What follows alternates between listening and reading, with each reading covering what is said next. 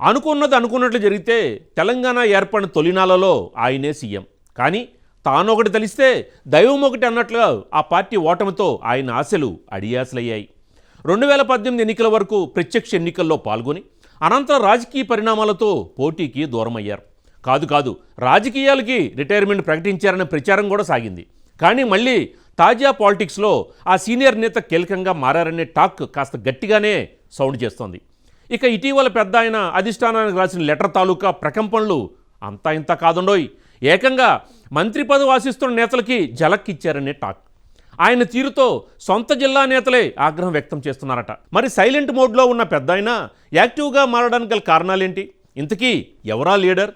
ఏమిటా కదా? Let's watch the story.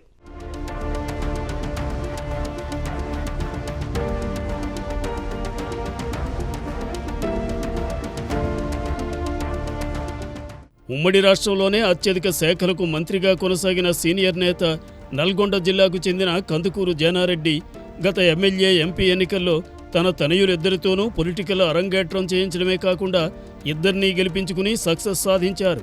తాను మాత్రం ప్రత్యక్ష ఎన్నికలకు దూరంగా ఉండాలని నిర్ణయించుకుని పోటీకి దూరంగా ఉన్నారు. అయితే రాష్ట్రంలో కాంగ్రెస్ పార్టీ అధికారంలోకి రావడంతో మళ్లీ జానా యాక్టివ్ అయ్యారు. ప్రభుత్వానికి పార్టీకి పెద్ద దిక్కుగా మారారు. తాజా రాజకీయ పరిణామాల నేపథ్యంలో సీఎం రేవంత్తో సహా పార్టీకి పెద్ద అయిన సలహాలు సూచనలను తప్పగా తీసుకోవాల్సిన ఆవశ్యకత ఏర్పడింది.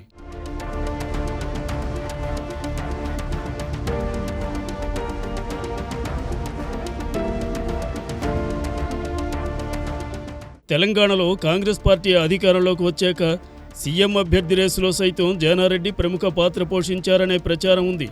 అలాగే పార్టీలో కొంతమంది లీడర్స్ పదవుల విషయంలో అలకపాన్పు ఎక్కిన సందర్భంలో స్వయంగా ఆయన వారిని బుజ్జగించారన్న టాక్ ఉంది. ఈ నేపథ్యంలో జానారెడ్డి సేవలు పార్టీకి ప్రభుత్వానికి అవసరం ఉందని అధిష్టానం గుర్తించింది. దీంతో పాటు పెద్ద ఆయనంటే సొంత పార్టీలోనే కాదు, ప్రతిపక్ష పార్టీల నేతలు కూడా ఆయనను గౌరవిస్తూ ఉంటారు. ప్రస్తుతం కాంగ్రెస్ పార్టీలో ప్రభుత్వంలో ఆయన కీ రోల్ ప్రదర్శిస్తున్నారనేది రాజకీయ వర్గాల్లో హాట్ టాపిక్గా మారింది. దీనికి తోడు ప్రభుత్వం ముఖ్య పథకాల అమలు విషయంలో కానీ ఇతర కార్యక్రమాల నిర్వహణ సమావేశాల్లో కానీ జానారెడ్డికి ఏ పదవి లేకున్నా పాల్గొంటూ ఉండడంతో పార్టీలో ఆయనకున్న ప్రయారిటీ ఏంటో ఇట్టే తెలిసిపోతుంది. అయితే ఏ హోదాలో ఆయన ప్రభుత్వ అఫీషియల్ సమావేశాల్లో పాల్గొంటారనే దానిపై కొన్ని విమర్శలు వస్తున్న నేపథ్యంలో జానారెడ్డికి ప్రభుత్వంలో కీలక పదవి ఇవ్వబోతున్నారనే ప్రచారం జోరుగా సాగుతోంది.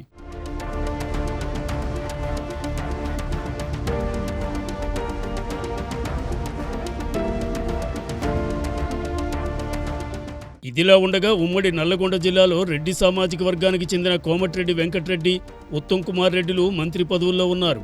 ఇక మునుగోడు ఎమ్మెల్యే రాజగోపాల్ రెడ్డి సైతం మంత్రి పదవి ఆశిస్తుండడం జానారెడ్డికి అడ్డంకిగా మారింది. మరోవైపు పెద్ద ఆయనకు ప్రభుత్వ ముఖ్య సలహాదారుగా పదవి ఇచ్చేందుకు రంగం సిద్ధమైందనే టాక్ వినిపిస్తోంది.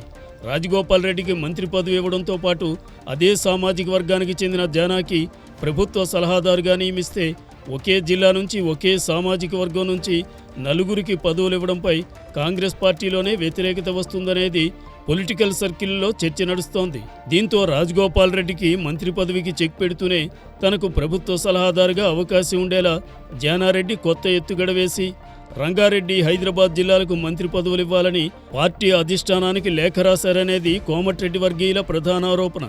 జానారెడ్డి రాసిన లేఖతో పార్టీలో పెద్ద దుమారం లేవడమే గాక మంత్రివర్గ విస్తరణ పక్కన పెట్టేశారన్న చర్చ జరుగుతోంది. ఇక లేఖ రాయడంపై రాజగోపాల్ రెడ్డి బహిరంగంగానే జానారెడ్డిపై ఫైర్ అయ్యారు. 25 ఏండ్లు మంత్రి పదవి అనుభవించినప్పుడు జానారెడ్డికి ఇతర జిల్లాలు గుర్తుకు రాలేదా?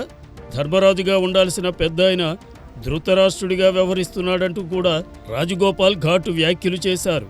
దీంతో ఉమ్మడి నల్లగొండ జిల్లాలో జానారెడ్డి వర్సెస్ కోమటిరెడ్డి బ్రదర్స్ మధ్య పార్టీలో వర్గపోరు తారాస్థాయికి చేరిందనే ప్రచారం ఊపందుకుంది.